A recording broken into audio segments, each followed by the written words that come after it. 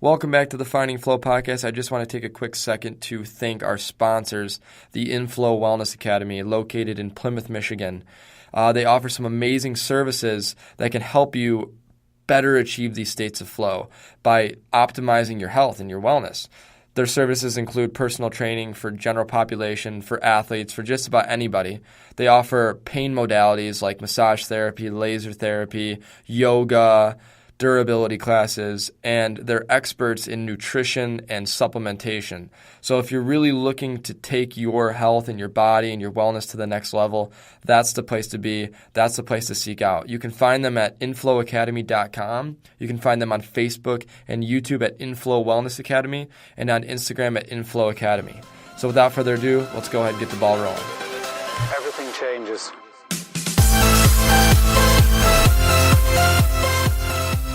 What's going on, guys? Welcome back to another episode of Finding Flow. I am one of two of your hosts, Kevin Lowers. I like to think that we're more like one. Are we? Though, so but Ben Lowers. Ken?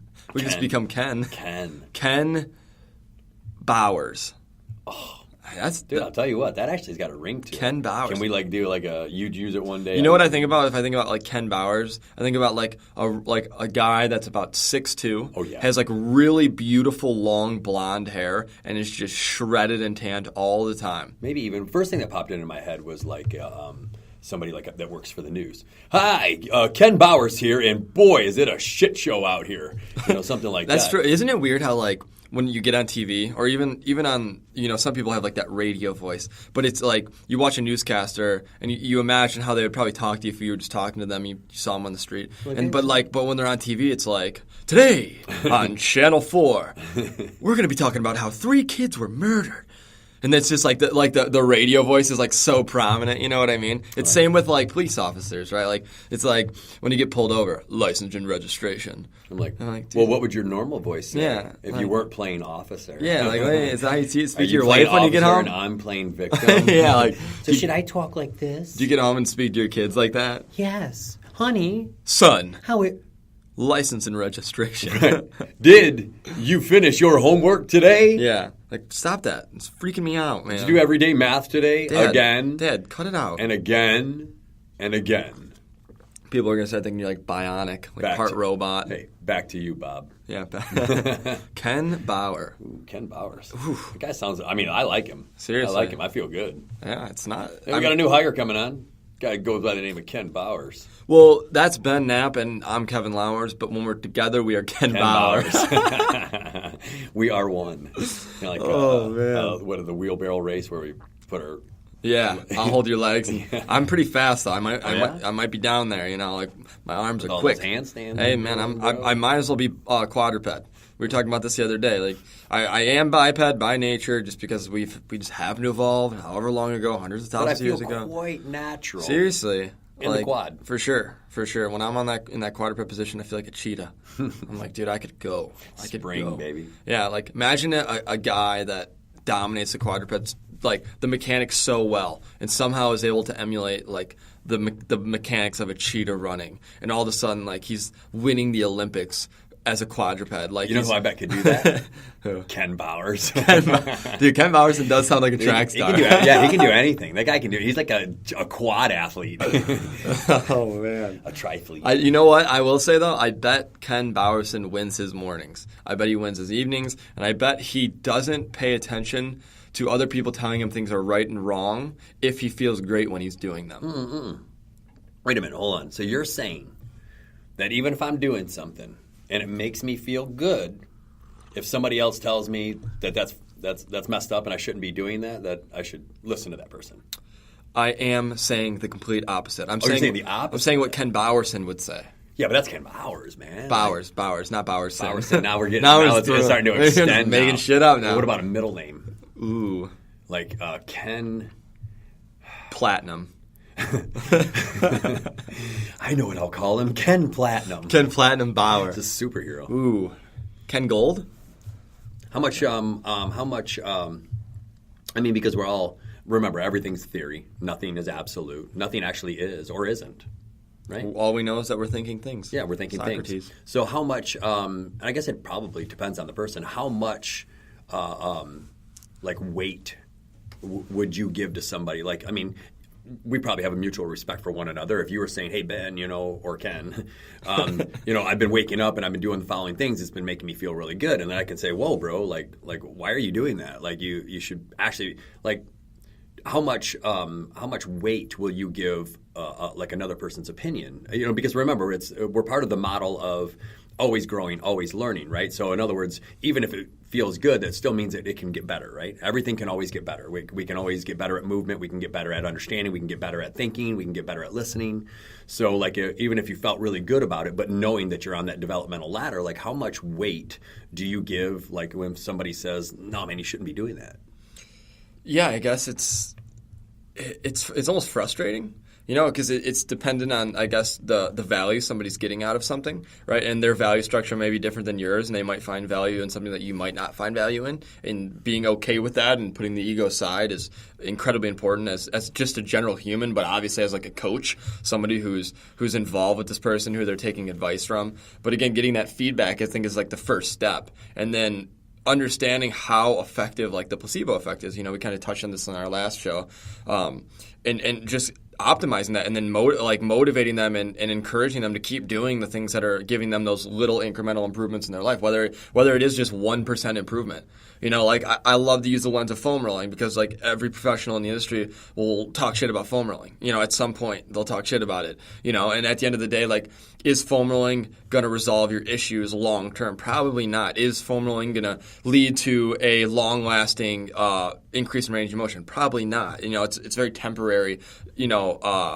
Stimulus to the nervous system that kind of frees up some space. But again, the question comes back to like when you foam roll, like if your back's hurting, right? It's tweaked up and you roll your QL, you roll your erectors, your low back, maybe you roll like the outside hip, piriformis. Like, do you feel better after that? And 9 out of 10 people are going to say absolutely. Okay, that's all we need to know. What if I'm we'll go to an easier thing. What if I have 3 glasses of wine every night after a long day and it makes me feel good? And I tell you that every day. Like, you might be thinking, well, 3 glasses is kind of excessive, Ben. That's closer to a full bottle. But I tell you, no, dude, this is working for me. Like, I feel good when I do it, and I feel good today. At what point would we maybe interject?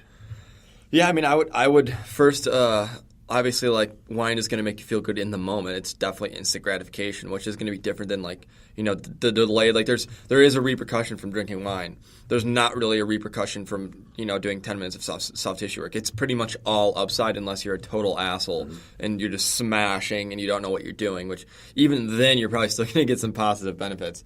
And with the wine, obviously, it would come down to, like, are they complaining the next morning? Do they seem to have, like, a lull in their step in the morning from the wine? And then after we extrapolate that, and if there isn't anything going on, then it just kind of comes down to maybe saying, like, maybe we go to 2 glasses. Like, do you really need the 3rd glass? Like, after the 2nd glass, are you, like, kind of in that warm buzz state, which I would argue you are? Like, that's usually where I try to stop. Unless I know I got the morning off and I'm ready for a good time. Yeah. I try to stop at 2 glasses. 2 glasses seems to be the threshold for me with the Fitvine wine, where I can get up at 4 in the morning still and feel just absolutely my best. So I would try to encourage them to maybe deload their wine consumption a little bit and see if they still get like what they want out of it. But again, it's one of those things, like, is it the worst thing for them? Like, what are their other habits? Like, have they already optimized everything else? Like, are they crushing their morning? Are they crushing their days? And the only thing left is to pay attention to the 3 glasses? Or are they still, like, sleeping in, snoozing? Are they still, not getting to the gym, eating poorly throughout the day? And if that's the case, then, like, 2 to 3 glasses of wine I don't think is going to be something that's going to be, like, that big of a deal to really touch on. Is that answer? I think it's awesome. I think it was well said. It's like, I don't proclaim myself as a cognitive behavioral therapist. I'd rather just call myself, a helper. But I am working towards that. I am working towards more, better understanding, neural linguistics. In other words, just trying to figure out, like, how did the mind get to this point? Like, where did it start learning what was it having to rationalize as a young mind? How did we, kind of cement certain rigid beliefs and things like that? So in behavioral therapy, they're very clear on saying what we're not, okay? So what we are not is people that tell people what to think. We don't tell people what to say. What we do is we offer people as long as you're open to the 1% chance that what you think may not be true. Obviously, you got to have that with any person, or you can't give any advice. But with that said, I think that's what behavioral therapy is about. It's about simply saying, like, well, what if, or what if we looked at it like that, or did you know that the mind develops like this, and so some of your thoughts and your actions were given to you, by your environment. So, it's like when you can, it's a kind of a difficult fine line in between the two, because again, part of life balance is exactly that. So we'll go quick to the left. Let's think of like when you're looking at like core values. What we do in here, we take risk, right? We risk because we've used our own money to build a business, and we risk ourselves because we're not part of a corporate model, and we don't have like funding that's coming into us. So it's a risk, but without risk. Again, they'll say no risk, no reward. But without a certain amount of risk, like how do you express yourself creatively? How do you learn to grow from obstacles? Like there's a certain amount of uncertainty that's important if people want to progress. So I've used like 5 or 6 little adjectives in there, progress, certainty, uncertainty, risk, freedom, reward. Those are all part of what's called a core value. So, to that, so what you're looking for from a behavioral therapist standpoint is, well, are we over risky, as an example, and then is that potentially leading to too much uncertainty? Right? Like I could mortgage against my home right now and say, let's put another $100,000 in equipment in our gym. That's a risk. And you might say, well, Ben, we don't necessarily have an equipment deficiency. So are you sure that's the way you want to allocate those funds? So there's a such thing. So if that risk is too great, if that risk doesn't like make sense on all levels, because remember, you got to look at all the core values. Family's a core value.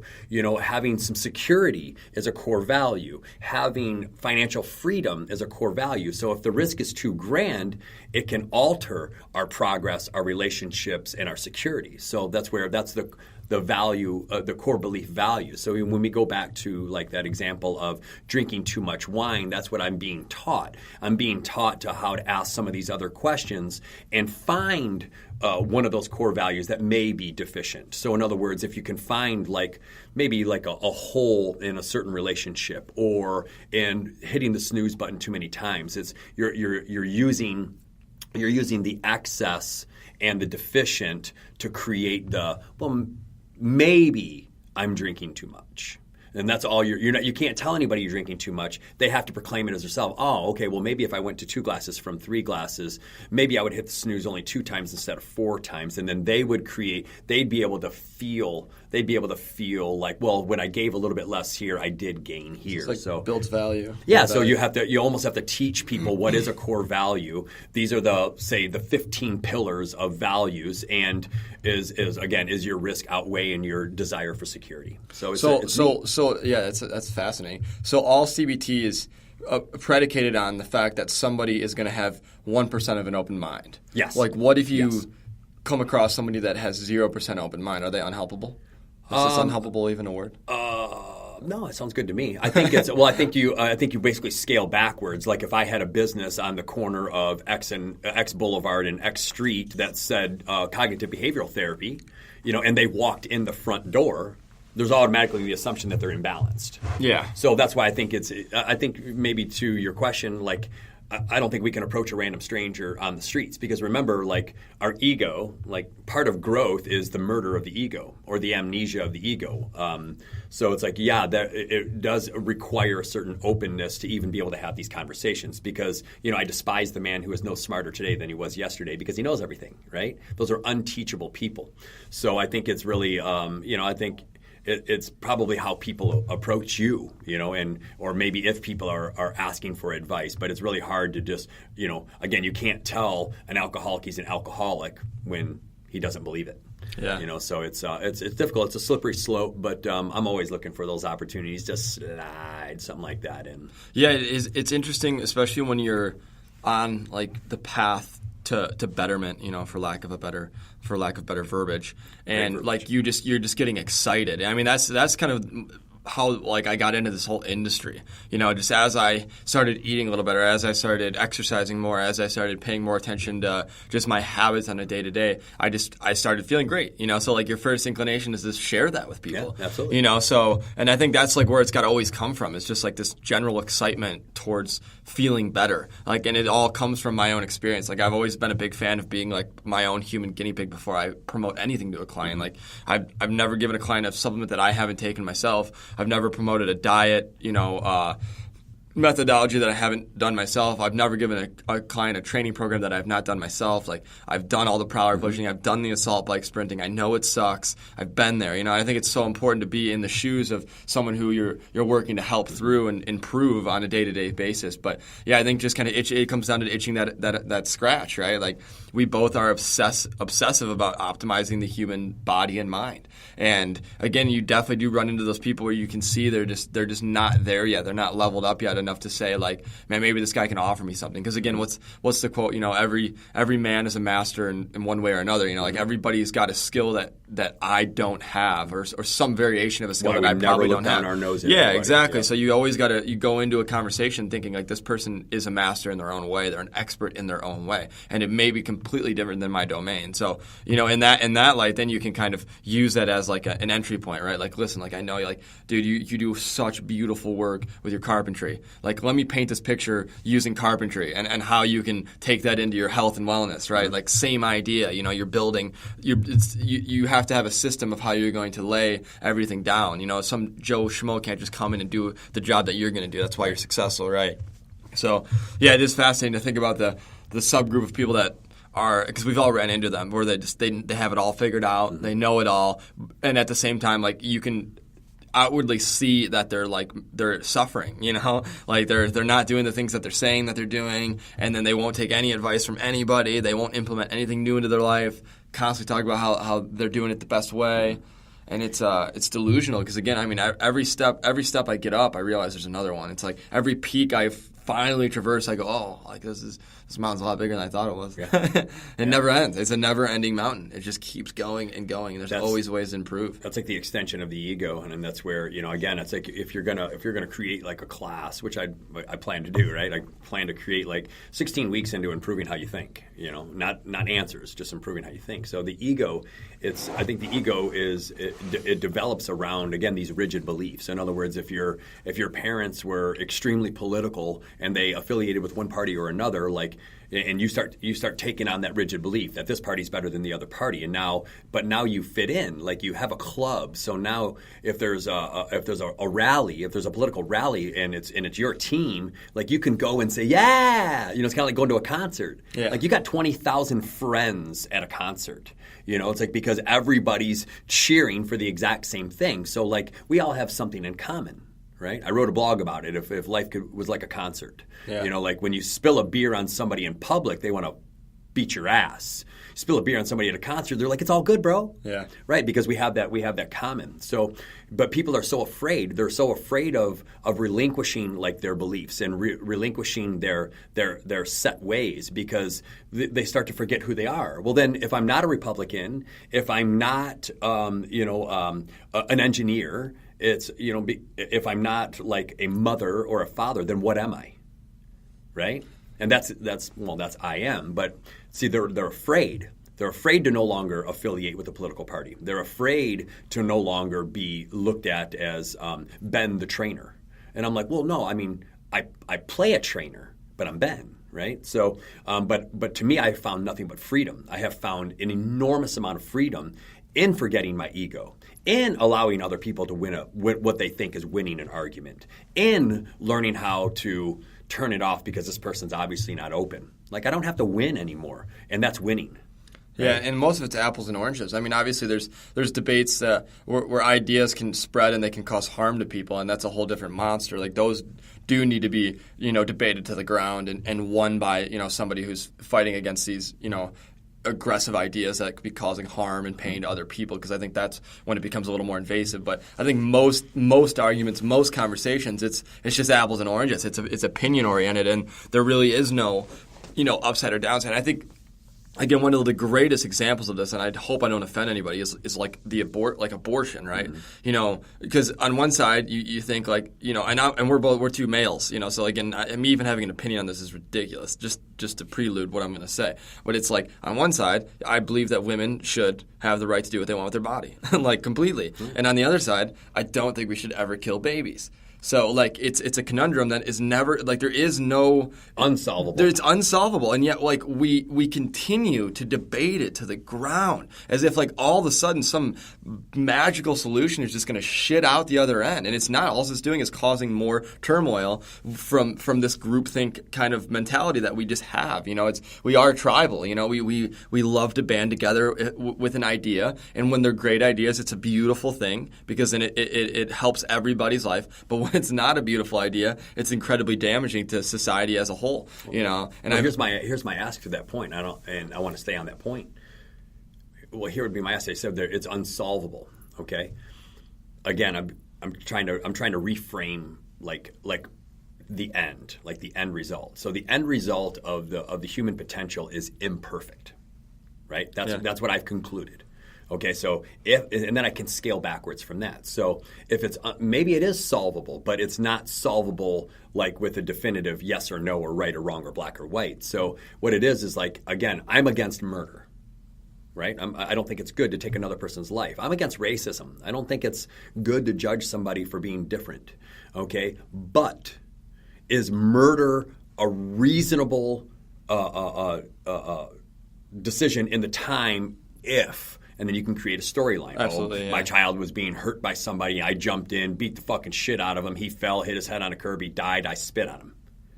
Like, well, what I would want is I would want some understanding, but I would hope rationally, like after all the dust settled, and like I would go like, oh my gosh, like I took a human life, and I would hope that I had at least some remorse for that, but I wouldn't change what I did, right? So it's almost like. The person that has the abortion, think of the mind that is the person who justifies some of these behaviors. So on one hand, I want to say, well, maybe that child was better off not being born. There's a lot of human suffering out there, but I can't blanket it. I can't, but again, so if somebody's like, I don't want this fucking kid, like, is it the worst decision in the world? Yeah. But then somebody's going to say adoption. Yeah. Okay, well, I've also been told adoption's not very easy in this country. That the parents have the right to come back and take their children back up till like 18 years old. So you know what I'm saying. So there's so I'm saying like forgiveness and understanding and love. If that's at the root of all of our quote judgment, right? If we're leading with love, if we're leading with the fact that we're imperfect and the fact that everyone will fall short of quote grace, then everything is unsolvable to a certain extent. Yeah, and I also think with that specific example, right, neither side is being solution-minded. They're trying to propagate, like, they're trying to win, right? Winning, right. So and us, again, them. And it's such a large, like, global conversation. So, like, my ask, I guess, would be to, like, society would be like, instead of picking a side here, because obviously – putting women in prison for fining them massively for getting abortions is not a reasonable answer. You know what I mean? And obviously, like it's just a double-edged sword, right? So both sides of the coin, like no abortion, pro-abortion, both not our answers. So instead of fighting for these two things that are, you're gonna bash heads forever. Why not work collectively to think of like a third party answer, right? Like creative thinking, like and again, you could talk about better sex education. You could talk about poverty, and I mean obviously like it's typically the more underprivileged people that have a ton of kids and they can't support those kids, and most likely are getting the abortions, right? So education, programs, and if we collectively thought about it, again, it's like when you put a large sum of people. Their minds into the same thing and solving a problem, like amazing things happen. I mean, just look around you. The fact that we're even communicating with people like through a podcast shows what we're capable as a race or as species, yes. And it's one of those things where like I continue to see it, and I see these insanely irrational people arguing, and it's just like yelling and screaming, and they're so passionate, and I'm like, this is really cool if you could somehow guide it into a productive way, because you're just yelling at this person who's just waiting to yell back at you with their thoughts that are completely the opposite of your thoughts. If you guys could take that energy, that passionate energy, and collectively work towards a better solution, maybe we would find it. Maybe we wouldn't. Right. I don't know. But again, it's just one of those things, and I feel like there's a lot of those conversations we're having, and it kind of goes back to just like even if we use our industry, right? There's like there's all these principles we use for training, but like take hockey specific training. Like how much can you measure that? Like you can't. It's a team sport. It's so multifactorial. Like one of the few sports where you can really measure, I'd say, is like track and field, right? It's very Are you faster? Very linear. Yeah. Can you jump higher? Is your shot put throw going farther? Very simple. But like things like it's like apples and oranges. It's like do you just have a team of freak athletes who just coerce together, and that's why they're getting better and better? The Patriots. You know what I mean? Or is this training that we're doing, this systemized triphasic training, the reason why this team's winning now? Like unlikely. Like is it positively influencing? I think so. Is the recovery work allowing them to get back on the ice faster? I think so. I think there's definitely some principles we follow, but again, it's still all up for debate. And a lot of it, like people just get like involved in these very like tribalistic cult like mentalities where like everything else is wrong and that's right. And I just think it's so toxic and dangerous, and you can fill in so many other aspects that fit into that mold where it's just like two groups of people just smashing each other when they're all like religion, right? Like religion, like most of it's all getting at the same thing, and yet like there's this massive like argumentative tribalistic nature to I'm right, you're wrong, when in reality I would say like any religion like at the the center of it is just trying to get at like being a better human. You know what I mean? Even the most ridiculous religions are usually trying to make you a better human. And maybe they have some gnarly rules within them that are kind of ridiculous, but at the end of the day, it's like it's all the same shit. And if we could just realize that, like you said, if it was all just love, we took that approach and we moved on and worked collectively to find solutions, we might be able to solve these problems. But again, I don't fucking know. Well, think of how many. I also like to. You think of who controls the master switch. In other words, like when a new client comes into our gym, I do ask them about their goals, who they are, what's important to them, and even though we'll sell, it's all about you. But there's always that element of it's about me, because it's our business, right? It's our business, and we're going to run it according to the beliefs and the philosophy that we have. And so it is important that I do tell you a little bit about myself, because I'm going to be spending time with you, but you're also going to be spending time with me. So if you don't like my ideology at all, then let's not even start this, because you're going to get a lot of it.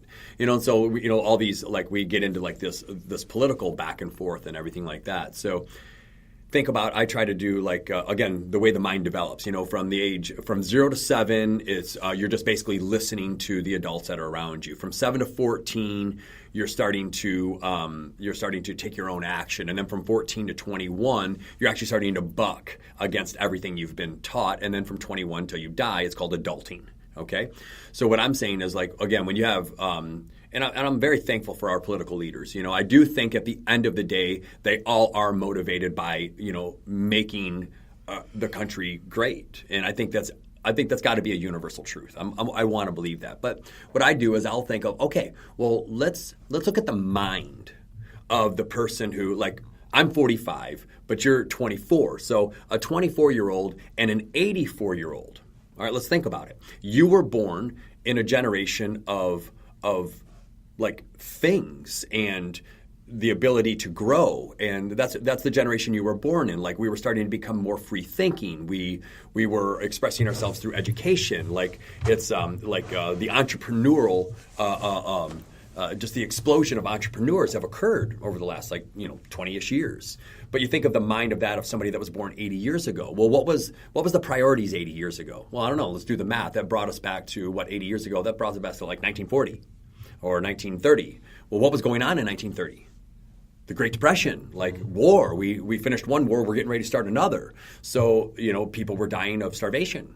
So like you said, lions used to eat us, and that's why we're afraid to go to sleep in our own room. So it's like I'm willing to like even listen to an aging politician about what they believe to be righteous, but I'm also like complementing that with the understanding that, well, when they were born, it was all about like us and defense and protect us, and we're great and you're wrong. So it's like you have to be almost open to, like, at the times that they were born, what was a priority, what was a principle.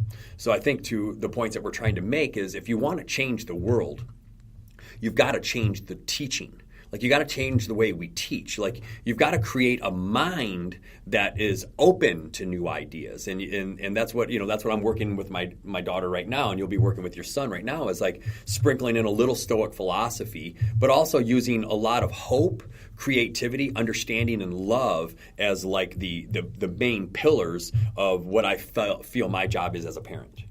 But that wasn't the motivation maybe 100 years ago. It wasn't about love, hope, understanding, growth, prosperity. No, it was about survival. And school and our whole education system was built on the Industrial Revolution, where it was like they were trying to prepare kids to sit on their ass or stand on a line for 8 hours a day. And we still haven't molded that methodology with our teaching, even though we're in the technological revolution where everyone's working with their brains now. And not so again, like, education in the modern context basically dissolves curiosity within a child, just eradicates it, and it's terrifying, because I think curiosity is how you keep an open mind. Like, you have to be curious about things, and not take anything as an absolute. Like, I even say this to my kid all the time. I'm like, listen, man, I'm going to give you my best foot forward, but I'm still a kid. I mean, I'm 24 years old. Like, I still have it's so much to learn, and I hope and I know I'll be the same way when I'm 45 and when I'm 60 and when I'm 80. I was listening to trying to think of who it was. They were just discussing the difference between, being an elder and being older. And like the older population in like our modern culture, just like they don't learn anymore. They don't grow anymore. Whereas like elders were motivated to continue to learn. They had these jobs within the tribes that they had to do. They had purpose, and that's why they would typically live longer. That's why in certain areas like these blue zones where people live really long, the number one indicating factor is purpose, right? When you get of age and you retire, and now you're just living in Florida and you can only go to the beach so much and you can only play so many rounds of golf, and you have no job that like gives you purpose, like, you die younger, whereas like when you're alive and you keep going, you develop and you maintain that purpose, right? And again, I'm totally losing my train of thought of where I was going with this, but so just curiosity, it allows you to keep finding things that give you purpose. You know what I mean? Like, if I ever stop training, like, it will probably be because my curiosity took me into something else that now gives me greater purpose. Mm-hmm. At least that's what I hope will happen, right? So, like, keeping that fresh in the minds of, like, our youth, that's how we solve problems. That's how we breed innovation. That's how we, get past these ideas that are damaging, these ideologies that are damaging, that are causing us to become more like us versus them type mentality. Fear-based. Yeah, absolutely. So it's interesting how, like, these schools, everything's so, like, structured and conceptual, and now you're getting these ultra-liberal schools. And I say liberal so weirdly now, too, because, I mean, I guess in the normal sense of liberal, I would consider myself liberal, like super open-minded, willing to take on these new ideas and progressive. But now liberalism is becoming, like, very aggressive, and, like, it's becoming just like everything else. And again, I think even identifying with anything to begin with is delusional. Like, just completely eradicate that whole structure of mind, and let's just get back to, like, what principles are going to move us forward and which ones are going to backtrack us. And if they're good ideas, let's debate them, and let's work through them, and let's cultivate them, and then implement them, and let's get rid of the shit ideas that are causing people harm and suffering. But it's now at a 340 million capacity in the United States, it's like, is it possible? Is it even possible? Is it even possible to with turn that the tables? Many voices, with so many just like areas within the United States that are just so impoverished, so riddled with crime and discontent, right? So it's weird, and obviously it's way bigger than either you or I can even think about answering, right? But it's definitely a question that you got to keep at the front of your minds. Like, it goes back to the curiosity. It's like, I'm curious to if it's even solvable. So that's where it's going to start, and then if I get motivated enough to start something that will start to maybe move that needle in the right direction, which I'd say we are doing. I mean, with our business, it's a wellness academy. We're trying to build great humans, individuals, so that they can go out and be a part of the great collective, Obviously, it's a small scale compared to 340 million people, but the idea is our world. Yeah, it's stemming out of the curiosity of like, what else could we do to improve people? Mm-hmm. You know, and again, I think the schools, when they were designed, were built so that you could get shit out the other end and go work in a factory and be content with sitting down for 8 fucking hours.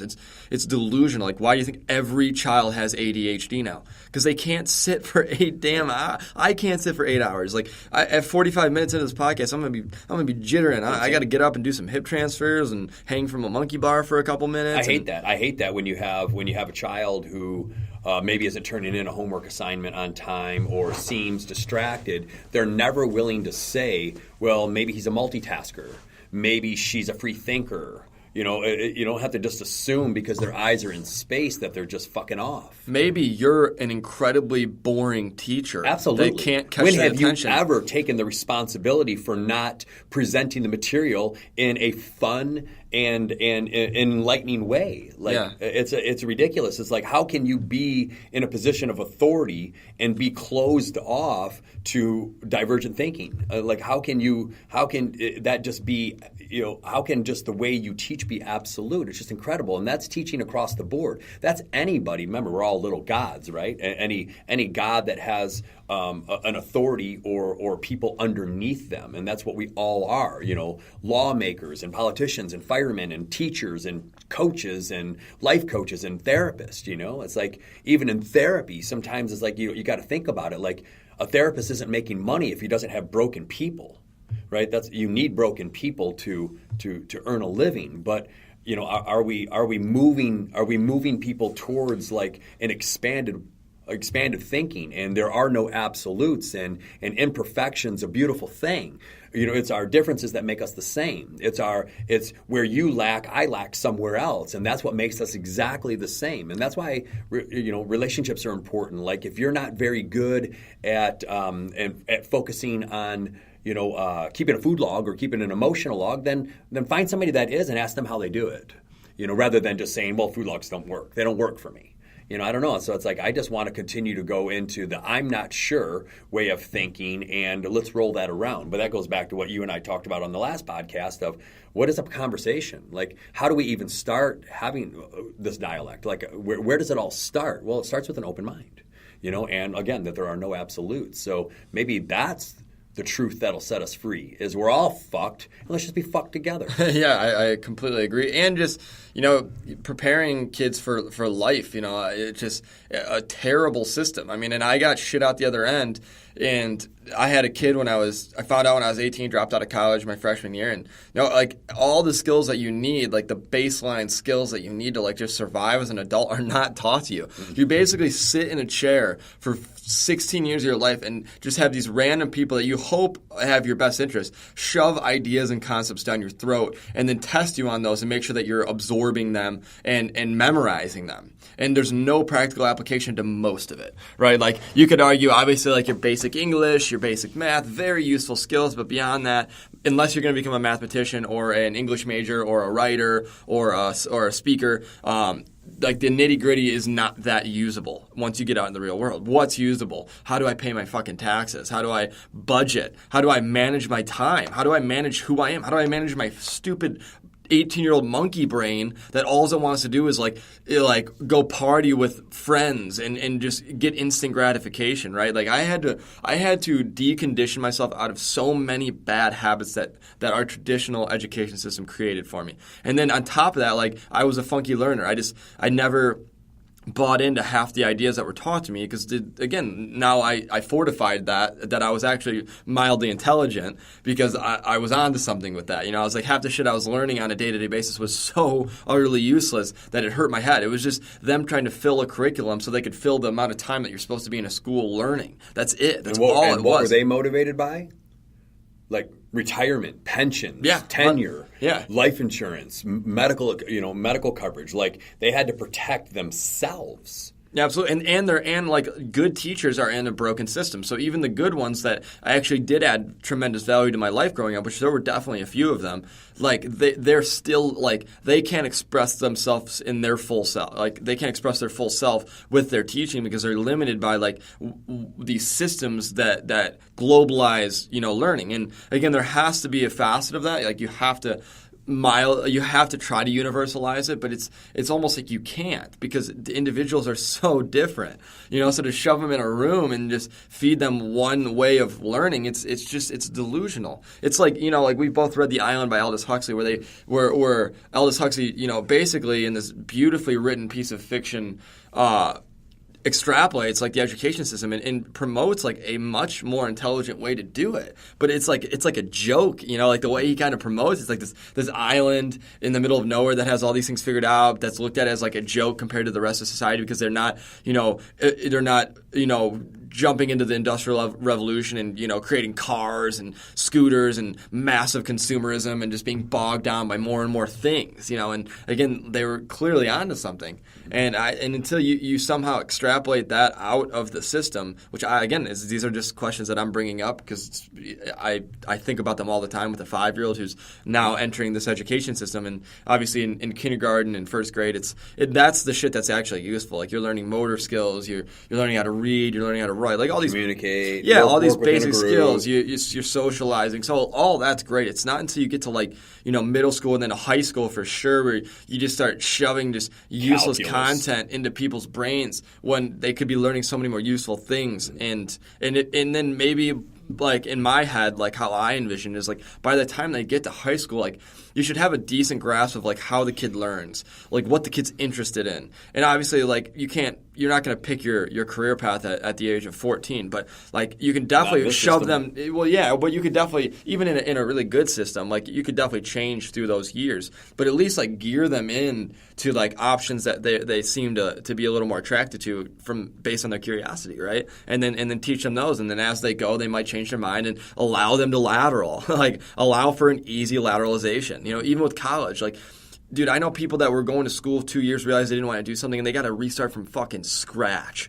So they got to dump another $60,000 into their education, redo all these stupid classes that are useless. Instead of like going, okay, clearly this kid boring the fuck out of people is extremely profitable. 100%, man. Like clearly this kid has the competence to learn in our education system. Like he's gone through 2 years, he has a 3.6 GPA, and he just realized he didn't want to do that shit. How can we fast track lateral him into something he wants to do and get him the fuck out of here so he can go be a value to exactly. But no, it's like we're gonna squeeze nickel and dime, penny crunch kids that don't have any money until they're so in debt that like even a good job isn't going to dig them out of it for 60 years.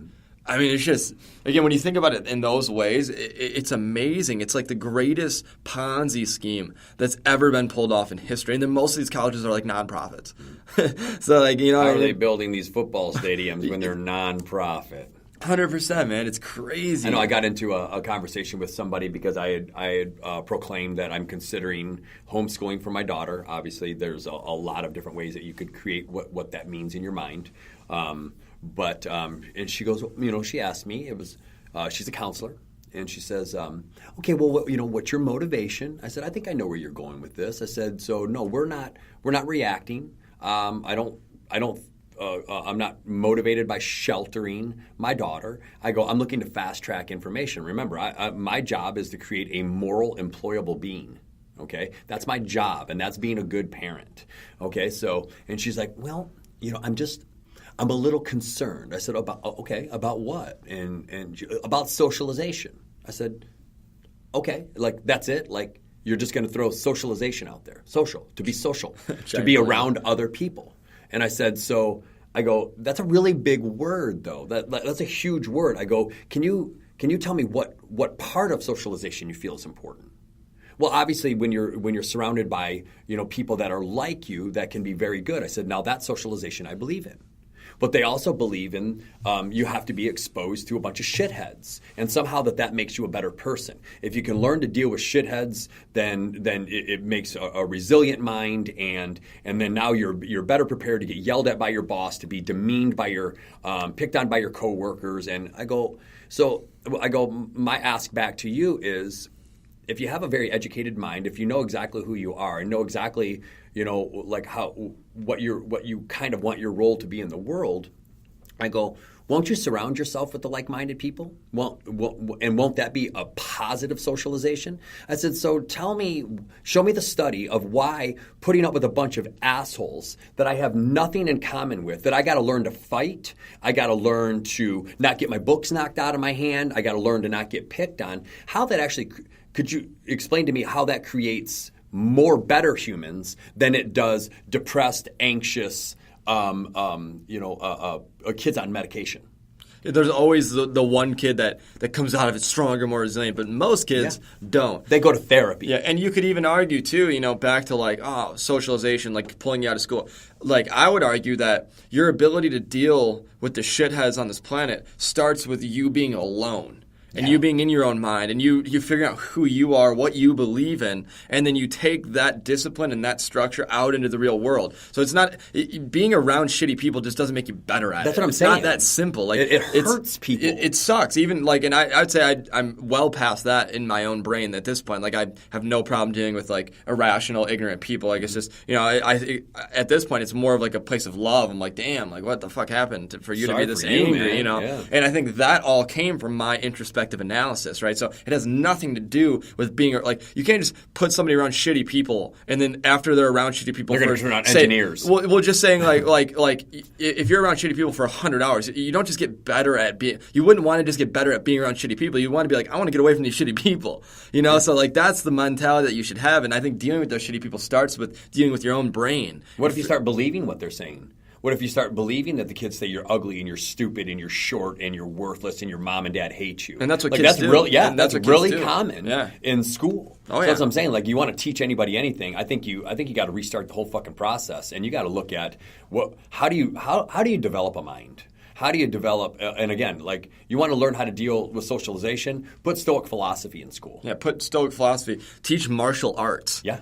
Teach discipline, like active physical discipline. Teach these kids that, like, you're 100-fold more likely to be a dick if you have pent up energy. And I'm an adult, and I'm the same way. Like, if I don't like drain my battery day in and day out, like.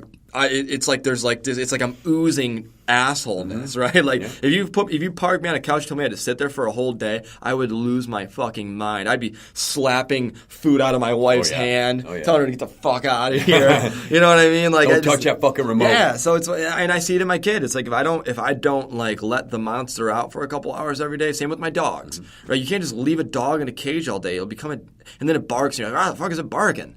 Well, because you go to work and you lock your dog up for 10 hours a day, asshole. That's why it's barking. It's supposed to be out running free. Do you know how much energy animals have? Oh, yeah. And here's the crazy part. We're animals. I can't get my dog to stop barking.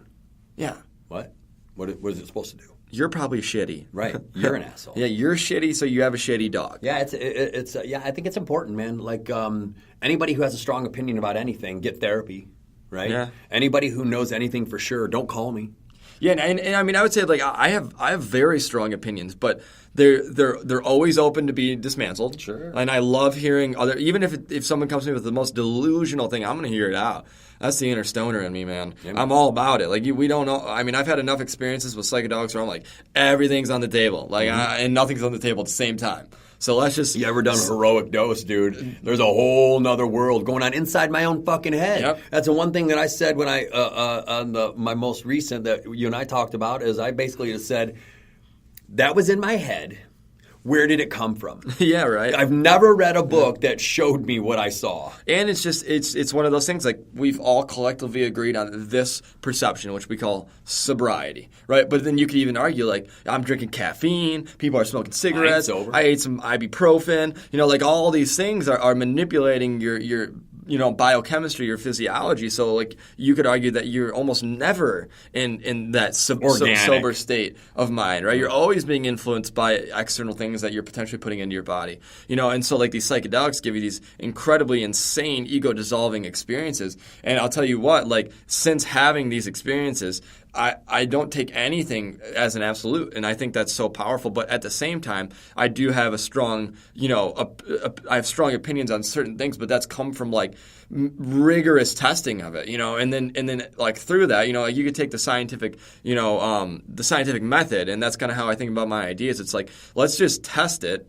and then let's try to replicate it, and let's try to prove it wrong over and over and over and over and over and over again forever. And if it keeps standing up, I'm going to stick with it. And that's what I'm going to, if you ask me my opinion on something, that's going to be my best foot forward. Yeah. But my best foot forward today might get dismantled by some new science, from some new idea that just makes more sense to me, that brings more value to my life. And that's kind of, I think, how you got to go about it, right? Yeah. Like, even if they're strong beliefs, like, even if you are a devoted Christian, it's like, then you should have nothing to worry about. Yeah, exactly. Like, if it's absolutely 100% true, then show me love the same way your book tells you to. Yeah. Show me understanding, because I'm not obviously as smart as you, and help cultivate the way to help me cultivate the path to my personal righteousness. Yeah. Right? Like, well, why are you mad at me if I'm an uneducated sinner? Like, I thought you were supposed to love me. Well, and like 9 out of 10 things, like, we're handshaking, we're fist bumping, we're exploding those fists out. Like, we are just two peas in a pod, but one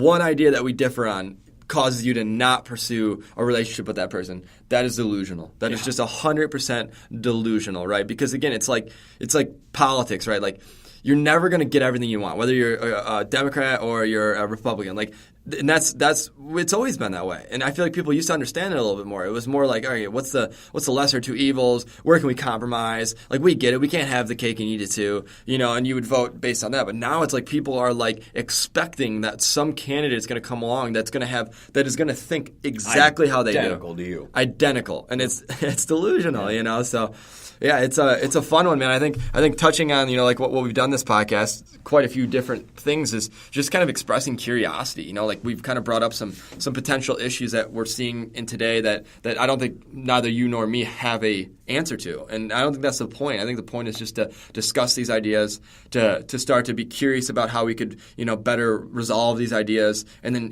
go from there, right? I think that would be the best way to do it. Open-mindedness, I say, hey, you know what? I'm doing this as a metaphor. Build the fucking wall. Let's see what happens. I know, right? Just fine. Build the fucking wall. I don't give a fuck. Yeah, at this point, like, we joke about it all the time. It's like, let's just build a big bubble around our world. Absolutely. And just keep trying to help the people that wander into it. Yep. Because again, like, you'll lose your fucking life getting upset about things that are going on way up there. Yeah. And like, do you really move the needle in the fucking haystack? Nope. Probably not. Can you move your needle? 100%. That's what I'm saying. Can you move the friends around you, the family around you? Yes. Can you change your world?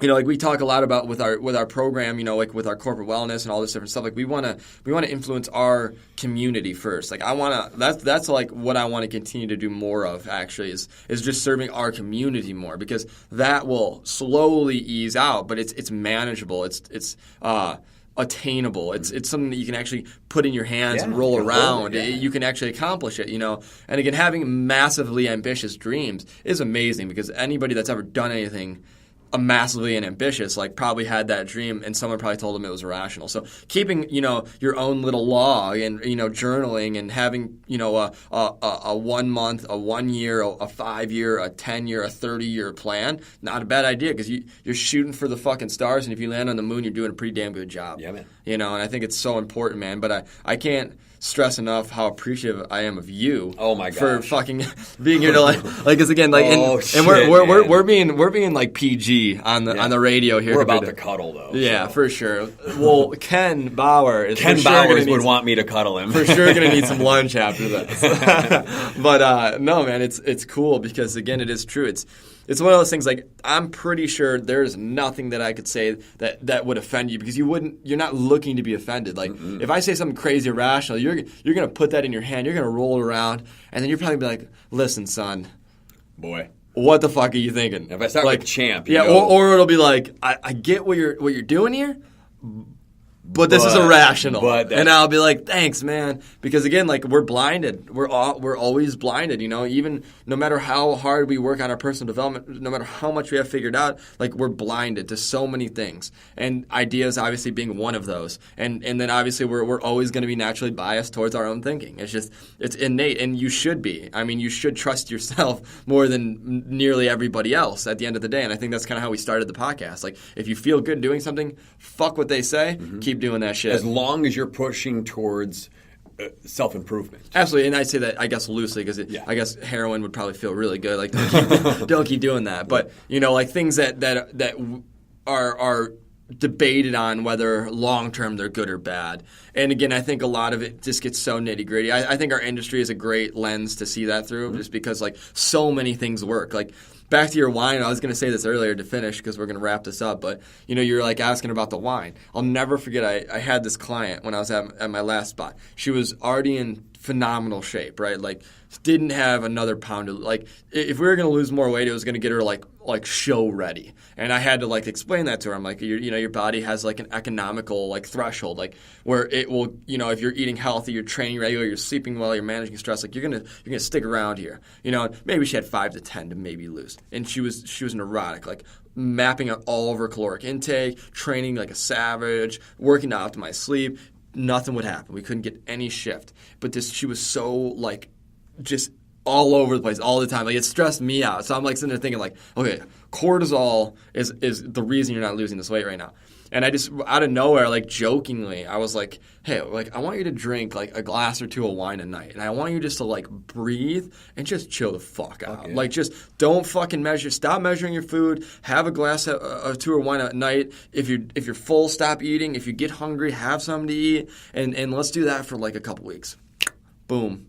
Weight came off. And you know, so it was one of those things where I'm like, you know, I could have done the perfect black periodization. I could have put you on the perfect ketogenic diet. But until we turned off that neurotic brain of yours, like a little bit, and lowered, you know, the amount of cortisol pumping through your body 24/7, nothing's going to happen because metabolically you're just out of whack. You know, so that the glass of wine chilled her out, man, and allowed her to like become a little more stable metabolically, maybe get a little closer to homeostasis. Obviously, it's never attainable, and boom, weight came off. So it's a testament to, you know, following basic principles, right? But at the same time, being open to the anomalies and being open to the placebo effect. Why not? Absolutely, why not? Learn something today. Hell yeah, man. Or like debunk something today. Like that's fucking. There's power. I love when my ideas get shattered. Yeah, there's a lot of power in identifying something that you might have misunderstood. I mean, what an awesome feeling. I think the greatest example in our industry, before we close this out, is like thinking that like chest out, butt sticking out, barbell back squatting was the way to do it. Face down, ass up. Just massive extension. Like, and again, I queued up people for my first year of my career, 2 years of my career. Like, you know, I want you to like rip the shoulders back, tilt the butt out, head up, and squat. And then as we become more intelligent, we realize like you're just loading like passive structures, causing more irritation of the back. And obviously we evolved to figure out like, you know, a better pelvic ribcage connection. Is it going to be a much more stable position to load tissues? It's going to be a lot less, you know, potential injury. And we evolve and we grow and we shatter that thinking and we move on. But if you've been doing that for 25 years, you're still the guy that's going like, fuck you, that's wrong. Fuck you, I've been getting results with this all. And I'm like, sure you have. Like, what's a result? Yeah, like, exactly. You know, like it doesn't, like, I'm sure you get results. Like boot camps help people lose weight all the time, but they also give people osteoarthritis. Yeah. So like, do you care? Runners have nice quads. Yeah. Okay. Sprinters. But they also get sprinters got great asses. Sprinters are just jacked. Yeah. But long distance runners are like twigs, but they got metabolic engines that are unmatched. Yeah. You know, so and they all have hip and knee replacement. 100%. Yeah. So I'm down. Yeah, just keep learning. Grow. It's funky. Yeah, it's funky. All right, man. Well, appreciate the conversation. Thanks, man. Appreciate you. And we will see you guys soon. Like I said, we are dedicated in 2019 to providing content every week. So subscribe. If you will, leave us a review on our channel. We'd be greatly appreciated. You can find us at, Coach Ben Knapp on IG. Is there any numbers in there? Nope. I'm Coach Kev Movement MVMT on Instagram, and then Inflow Wellness Academy. We're located in Plymouth, Michigan. We do everything that's going to make you feel good and great. So check us out, leave us a review, tell a friend. We'd appreciate it, and we will see y'all soon. Peace out. I love you. Thanks again for tuning in, guys. Just want to give a quick shout to our sponsor, the Inflow Wellness Academy, located in Plymouth, Michigan. Make sure you check them out at inflowacademy.com, on Facebook and YouTube at Inflow Wellness Academy, and Instagram at Inflow Academy. Mention that you're a listener of the Finding Flow podcast and receive some awesome discounts on our exceptional services over at the Inflow Wellness Academy. These services include personal training through semi-private and private. We offer yoga, massage therapy, laser therapy, group classes, just about anything you need to optimize your life. We'll guide you through nutrition, we'll guide you through supplementation, we'll help you build a strong mind and help you achieve a better state of flow on the day-to-day basis. So make sure you check them out. And once again, thanks for tuning in to the Finding Flow podcast.